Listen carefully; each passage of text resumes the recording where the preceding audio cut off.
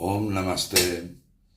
En este vídeo vamos a hacer una pequeña reflexión sobre un importante tema. Es cuándo es recomendable empezar a leer el Bhagavad Gita. Yo os diría que en líneas generales, y ahora lo desarrollaremos, cuando no encuentras en el exterior tu felicidad y intuyes que la tienes en tu interior, es cuando el Bhagavad Gita se convierte en un auténtico camino de autoliberación de liberación y autoconocimiento. Sri Ramakrishna dijo que la meta de la vida humana era la realización de Dios. Swami Vivekananda decía que el objetivo de la vida humana era manifestar la divinidad dentro de nosotros. Swami Vivekananda conoció a Sri Ramakrishna en 1881 y le preguntó: Maestro, ¿ha visto a Dios? Y la respuesta de Ramakrishna fue, y os leo: sí, veo a Dios como te veo a ti aquí, solo que de manera mucho más intensa. Se puede conocer a Dios, se puede ver a Dios y hablar con Él, como te estoy viendo y hablando contigo, pero ¿a quién le importa? La gente derrama torrentes de lágrimas por esposas, hijos, riquezas o prosperidad, pero ¿quién derrama lágrimas por Dios? Dios se manifiesta con toda seguridad a todo aquel que llora por Él. Ante estas dos profundísimas reflexiones de mi admirado Ramakrishna, nuestra primera reacción podría ser que ese puede ser el objetivo de la vida humana, que seguramente es un objetivo muy noble, pero que quizás no lo sea en este momento de mi vida. Ahora tengo otros objetivos, otras necesidades. Tengo que ganar dinero, cuidar a mi familia, preocuparme por mi trabajo, mi hipoteca, mi salud, etc. En definitiva, ser feliz. Y el Gita así nos lo explica. Y os leo: atrapados en una red de miles de esperanzas, esclavos del deseo y de la ira, hablan ilegítimamente amasando riquezas solo para satisfacer sus ansias. Esto gané hoy, este deseo conseguiré, esto es mío, y esta riqueza en el futuro será mío. Eran los versos 12 y 13 del capítulo 16. Perdón. Pero si analizas todas estas legítimas aspiraciones, y profundizamos en qué es exactamente lo que estamos intentando hacer, seguramente deduciríamos que intentamos alcanzar la felicidad y la paz, así como superar el sufrimiento. Si gano dinero, me podré comprar un nuevo coche y seré más feliz. Si cancelo mi hipoteca, podré salir más a cenar fuera y ir de vacaciones, por ejemplo, con mi familia y seremos más felices.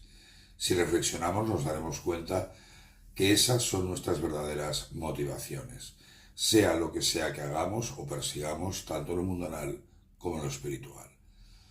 Al principio pensamos que podemos encontrar la felicidad en nuestras actividades mundanales. Si soy pobre o ciego, creo que soy infeliz. Si gano mucho dinero, creo que soy feliz. Si vivo solo y no tengo amigos, creo que soy infeliz. Si me caso y tengo amigos, creo que soy feliz. Si tengo una familia, como es lo habitual, creo que soy feliz. Si nadie me conoce ni me valora, creo que soy infeliz. Si obtengo la fama, creo que soy feliz. Y podríamos seguir hasta el infinito. En realidad, en todos estos casos estamos persiguiendo la felicidad y pensamos que la felicidad está en el exterior. El Bhagavad Gita, además de ser un libro santo hinduista, es también un libro sobre cómo vivir realmente feliz y en paz, cómo superar el sufrimiento, afirmando que lo que realmente estás buscando no lo encontrarás allá en donde lo estás buscando, en el mundo exterior, sino que está en nuestro propio interior, sea como sea que le llames, alma, Atman, el ser, Brahman, Dios o la realidad absoluta. Os leo un verso, el verso 29 del capítulo 6.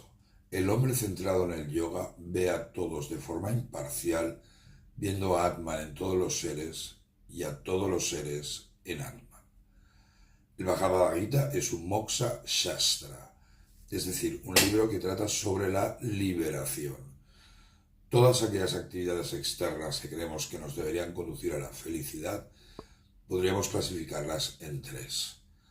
Y son tres palabras sánscritas: karma, artha y dharma.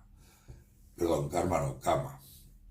Kama podríamos traducirlo como el placer, y en general buscamos el placer porque es lo que creemos que nos dará la felicidad. Suele ser nuestro primer intento de ser felices. Si me encuentro un viejo amigo, seré feliz. Si me compro un pastel, me alegraré. Un nuevo coche me dará estatus.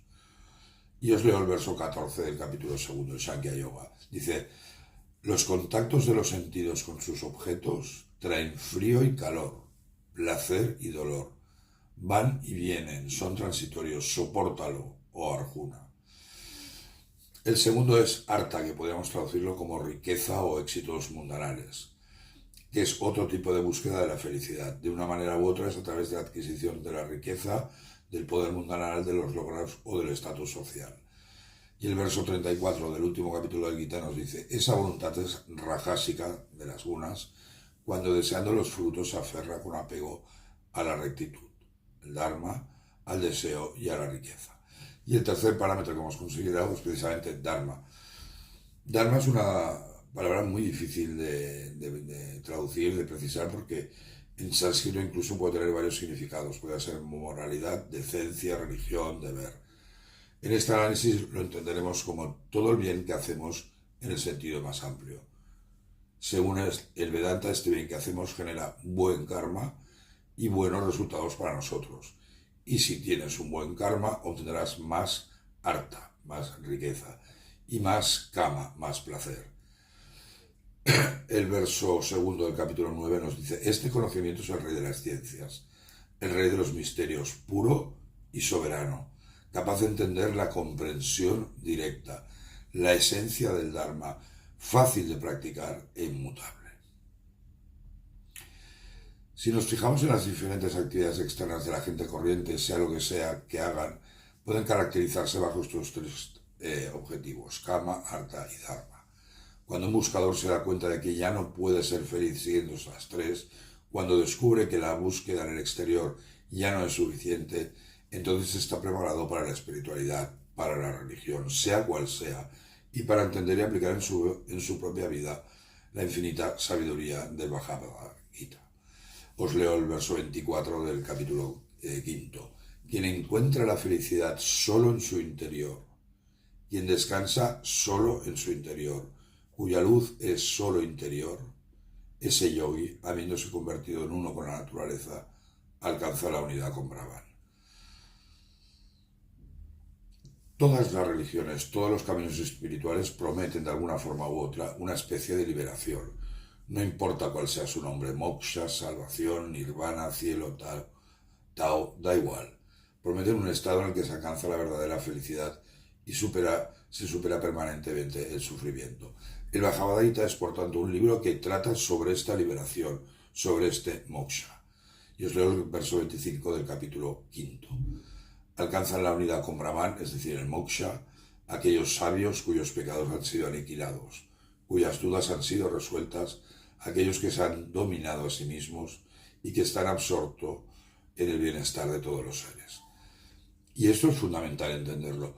No es un libro que te enseñe cómo disfrutar de la vida, ni cómo ser rico, aunque en cierta manera sí que te puede ayudar, ni tampoco es un libro para la gestión corporativa, aunque cada vez más se está usando en la gestión empresarial. En el Bhagavad Gita, Sri Krishna no se refiere a lo anterior, ni siquiera está hablando de la religión convencional. En vez del placer o del éxito mundano, Krishna está explicando su enseñanza sobre moksha, sobre la liberación, la verdadera espiritualidad, el logro de la verdadera paz y felicidad y la superación del sufrimiento. El verso quinto del capítulo sexto nos dice, con la mente controlada, el yogi se une a Atman, gana la paz que culmina en el nirvana, la paz que está en mí. La búsqueda del Buda sobre la existencia del sufrimiento y que existe una solución para liberarse de él es el pilar del budismo. De igual forma, el Bhagavad Gita es un libro sobre moksha y conforma el pilar del hinduismo. Las enseñanzas del Bhagavad Gita pueden aplicarse en diferentes campos: gestión de recursos humanos, estrategia empresarial, marketing, relaciones sociales, reducción del estrés, meditación e incluso para ser una mejor persona. Pero nunca, nunca hay que olvidar que es un libro de liberación, de iluminación a través de la espiritualidad y de autoconocimiento. Este vídeo está basado en las conferencias y explicaciones de mi admirado Swami Sarvapriyananda, que es un monje, un sannyasin, perteneciente a la Orden Ramakrishna, y es el residente actual y director de la Sociedad Vedanta de Nueva York, que precisamente fundó Swami Vivekananda. Yo creo que es uno de los mayores expertos del mundo hoy en día en el Gita y el Vedanta. Muchísimas gracias, Om Namaste.